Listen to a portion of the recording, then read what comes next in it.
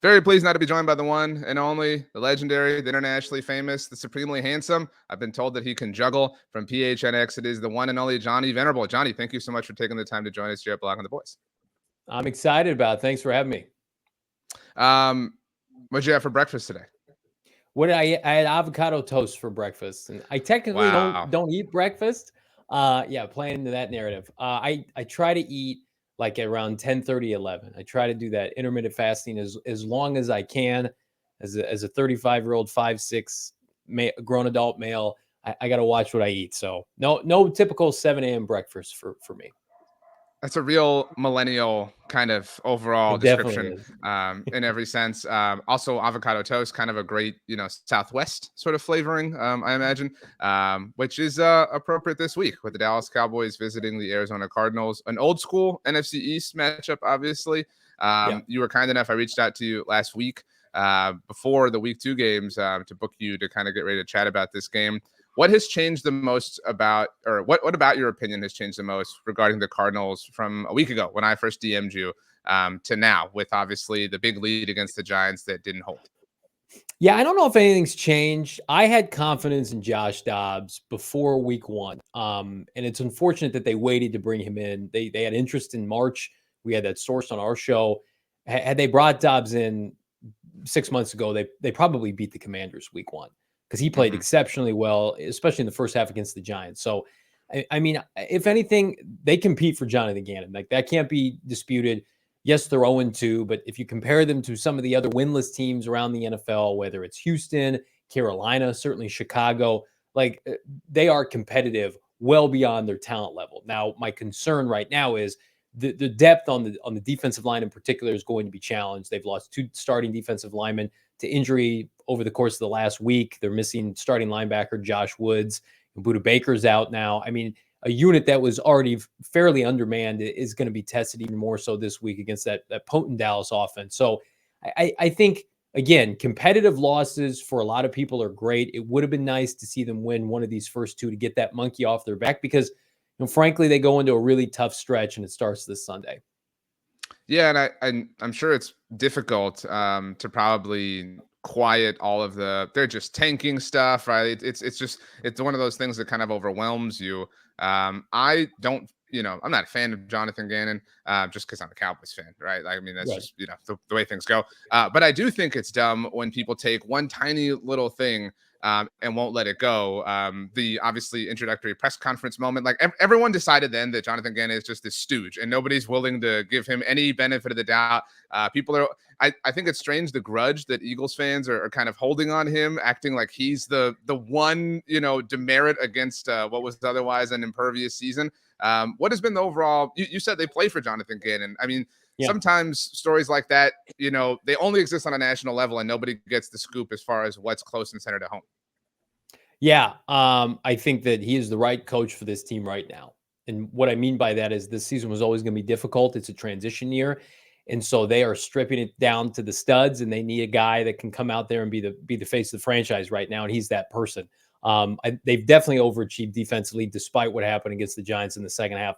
Try naming 3 to 4 of their front 7 players. It's damn near impossible for the casual fan. And they were shutting out the Giants in the first half. They played exceptionally well against the Commanders, had a defensive touchdown. You can see his fingerprints all over this team, forcing turnovers, etc. I think long-term, pairing him with a franchise quarterback, hopefully it's Kyler Murray, maybe it's Caleb Williams or Drake May. I don't have the answer to that now, is going to be like the recipe for success. And Nick Roush, who's his defensive coordinator, I mean, they basically stole him from the Eagles. And I think that's in large part why Howie Roseman and company filed those tampering charges. They thought Jonathan Gannon was going to be safe. They thought, didn't get the Houston job. We've got JG in the fold. Then Gannon gets the Cardinal job and he takes his number 1 assistant away, the heir apparent of him in Philadelphia.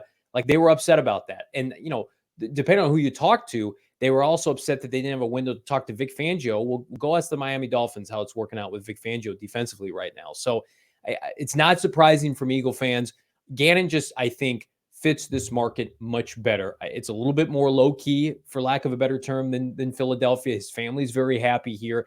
He is a football savant, defensive junkie with respect all over the NFL. He comes from the Mike Zimmer tree of coaching. I mean, you said it yourself. I mean, 70 sacks and 17 interceptions from that Super Bowl, runner-up defense in Philadelphia. Like, the Cardinals were fortunate to get Jonathan Gannon. It's hindsight right now. Everybody's like, what a terrible hire. How could you have done that? I mean, like, would you rather have Matt Eberflus right now? They were not the belle of the ball of coaching free agency back in January. Their quarterback had torn their ACL. The roster need gutted. I mean, in the grand scheme of things, I think they were very fortunate to land JG. Yeah, and I don't think anybody wants to, pick apart a 2-game sample size, but would you rather have Sean Payton? Would you have rather given up draft capital to acquire Right. him? I mean, like, Yep. you could play that what if game a million different ways. I agree the vibe around the Cardinals has always been kind of low key. I think there's a reason that like JJ Watt chooses to retire and live there, right? Like, it's obviously a wonderful place to live. So it's kind of easy to kind of go to work every day if you can survive the summers, which thankfully we're near the end of, hopefully, if God will allow that. But what is the perception of the Cowboys, I guess, from Cardinals fans right now? And I know that's probably difficult because you probably do run into a lot of fans that are like, who cares? Cowboys going to crush us. We're tanking, whatever. But, like, what is the overall vibe as Dallas comes to town as big-time favorites? Well, I think Cardinal fans would be happy to see the Dallas Cowboys get to, I don't want to say the Super Bowl, but like, we don't want any part of the Niners doing well. And I was rooting for Dallas in that playoff game last year. I was very much pro Dan Quinn becoming the next head coach of this team. I think the Cardinals wanted Dan Quinn. Monty Ford, he pulled out. I think, rightfully so. It's the best decision for him because he's got a loaded unit. Maybe he can parlay that into a better job this offseason. But if it wasn't going to be Jonathan Gannon, it sounded like early in the process it was going to be Dan Quinn. So, they're so well coached. They've done a tremendous job with their draft and development program. Like, I didn't love Micah Parsons coming out. Of course, he's just, I think, the best defensive player in football right now. I did like CeeDee Lamb. Kyler Murray wanted CeeDee Lamb. Everybody but Steve Keim wanted CeeDee Lamb. And so, again, there's a lot of ties kind of weirdly between these two franchises right now. It's just a little bit of the script flipped, right? You remember that Monday Night Football game? Kyler Murray goes into Dallas, puts up like 40 points, and then beats them in Week 16 2 years ago. Like, the tide has turned, and the Cowboys now are making the run. So, I mean, again, like, I don't know how competitive this game is going to be this weekend. The spread's like 12, 13 points, but that's a testament to the talent that they've put together. The Cowboys, people knock them, no minimal playoff wins, haven't been to a Super Bowl, but like, they've always had talent on the roster. You can't dispute that. I'm a big fan of Dak Prescott, what he stands for. I think he gets some of the same criticisms of Kyler Murray unfairly. So they are top to bottom, along with San Francisco, the best teams in the NFC, in my opinion. That was a good, I think, Twitter following scoop of an answer. Like, all the right praise, all the right buttons pressed as far as Dan Quinn and Dak Prescott. And nobody likes Micah Parsons. I mean, the evaluation was as an off-ball linebacker. And so when they took him as high as they did, it felt like a misuse of a premium some resource. Even though they had concerns too. Right. No, that's really well said. You brought up what I wanted to talk about as well. The Cardinals have kind of been a weird thorn in the Cowboys side. You mentioned that 2020 game. That was the first game with Dak Prescott after he'd hurt his ankle the week before. Yeah. It was on Monday Night Football. Andy Dalton came in. They were overwhelmed, obviously, by a Cardinals team that was ready to play.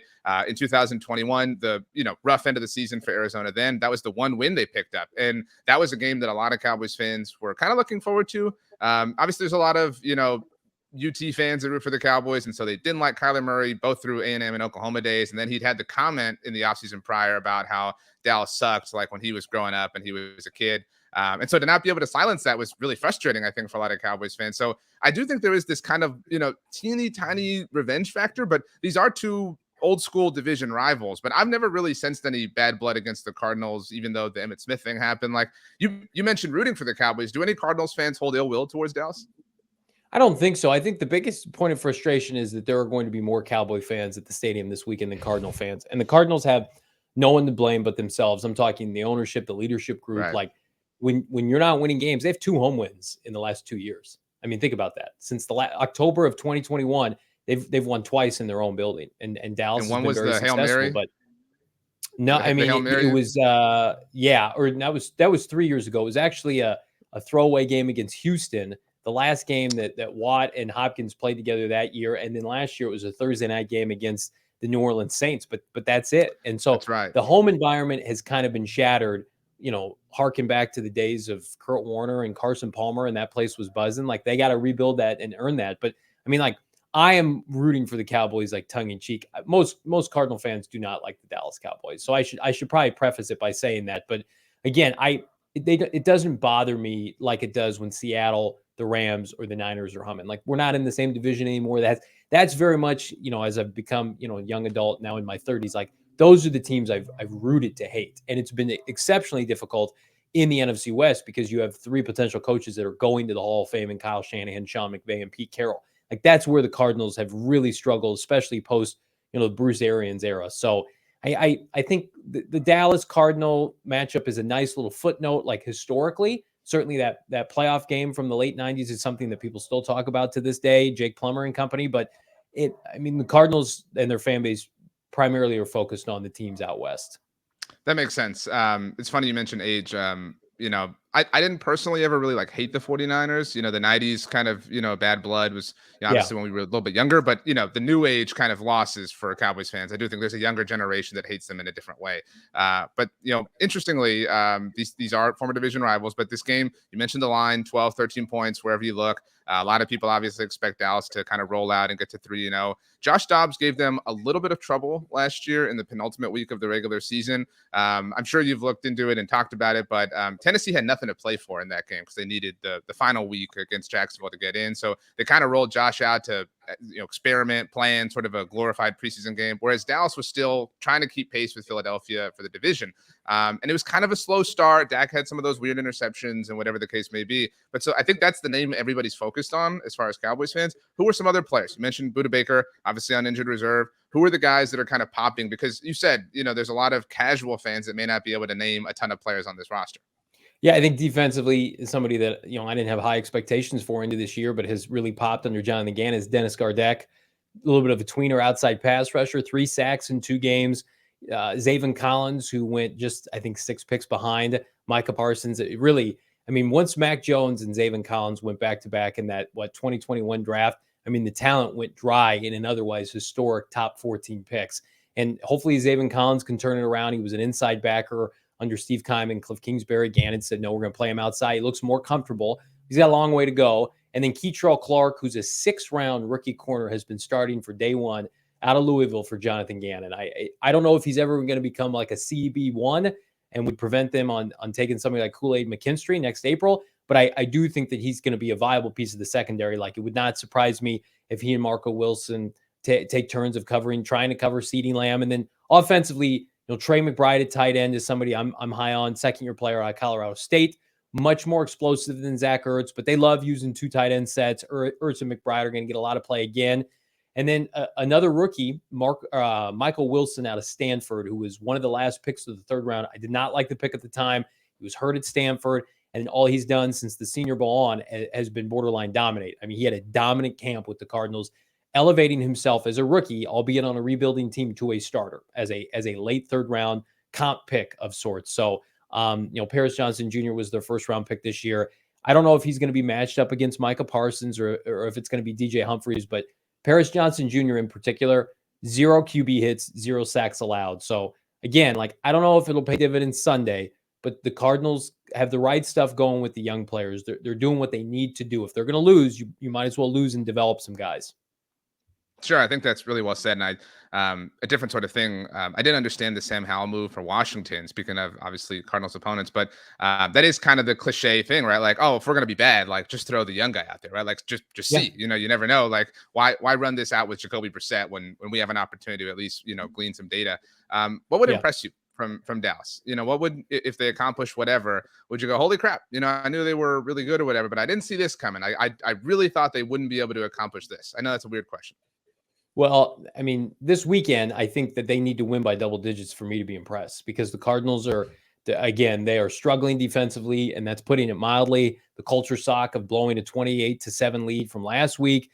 Josh Dobbs, you have a little bit more tape on. Cowboys should win this game convincingly. If they don't, I'll have some question marks about Mike McCarthy and company. As far as the season goes, can they get physical with San Francisco, and can Dak Prescott limit his turnovers? The defense is Super Bowl caliber, but can Dak Prescott out-duel Brock Purdy in Santa Clara? I need to see that happen. I think that they're on paper better than Philadelphia this year. Philadelphia, to me, classic Super Bowl hangover. I predicted them to be 9-8 this year. They lose both coordinators. That's not nothing. They already miss Gannon, even though they'll never admit it. They're giving up 28 points, almost 35 points to Kirk Cousins, and their pass rush is not the same. So like the Cowboys should win 12, 13 games and compete for home field advantage. And anything less than that, I think, is disappointing this year. I really do. The NFC is terrible.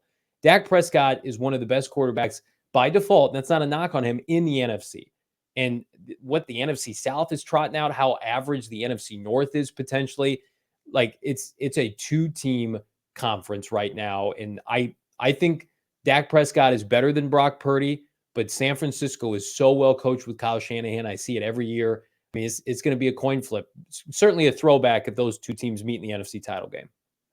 Yeah, I mean, there's a lot of like pepsids and just general antacids that'll be consumed by Cowboys fans if they get to the NFC title game, and it's like you got to get I through the will root Niners of for all them teams. hard if they get there. Absolutely, I will have I think my pom poms out for Mike McCarthy to not blow it.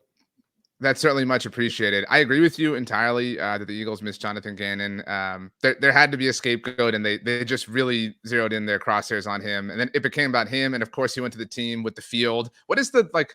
Is there like a defense of the field? Is that like a maybe not like a Cardinals fan team pride thing, but like I never you never hear that side. You never hear anybody kind of defending the field. I don't know if that group of people exists. Well, I mean, like they practice on it during training camp, so it gets mucked up, and then it's like fine, and then it's fine. It's real grass, like they're not playing Right. like the Jets are. I mean, it's fine. It's middle of the pack, and the sod that they used with the sod father at the Super Bowl, that was different. That was different grass. It was being grown. That wasn't the Cardinals grass that they used during the year. And like outside of Kyler Murray's fluke injury, which was non-contact, like they've been relatively healthy on that field. So I don't. It looks bad at the end of the preseason, then they work on it, and then it's fine. Like no one's going to complain about the state of the field like from here on out. Like everybody wants to play in Arizona because it's not freezing cold in the months of November and December. So it's definitely overblown. Where the Cardinals are an easy target. Like I'm not just saying that because I cover the team; they're my team. But like they're a team that's easy to say. They're not a big boy organization. They need to grow up. But like their facility, they host Super Bowls. It's a nice setup they have in Glendale. It's a great part of the country. I agree with you. They're kind of an easy team to pick at, but when they're good, I mean, you talked about the Carson Palmer days. That 2015 team was awesome. Like that was so much fun. Yeah. To watch. Like when the Cardinals are humming, it is just it looks and feels different. Last one for you, because I just am curious at this point: are the D-backs going to make the playoffs? You guys cover it all, so I mean. Oh man, I think so. They took what 2 out of 3 from Chicago. They had a big win last night. Yeah, this city needs some postseason love. Like the Suns by default are great. It would be the biggest unmitigated disappointment if they don't win the NBA Finals this year. Like they are stacked with Bradley Beal and company. It would be a nice little appetizer. D-backs making the postseason, win a game or two, maybe more, maybe win a series, God forbid, because the Coyotes have their own issues, right? And the Cardinals, like their Super Bowl is next April. The Cardinals are poised with the Chicago Bears to dominate the top 5 to 10 picks of the NFL draft. Kyler Murray's coming back in hopefully a couple of weeks. Like Cardinals have a chance in 2024 to really make some noise. They just don't have enough star power this year. And so it's about, shifting that calendar through and see who's worth keeping, who's worth developing.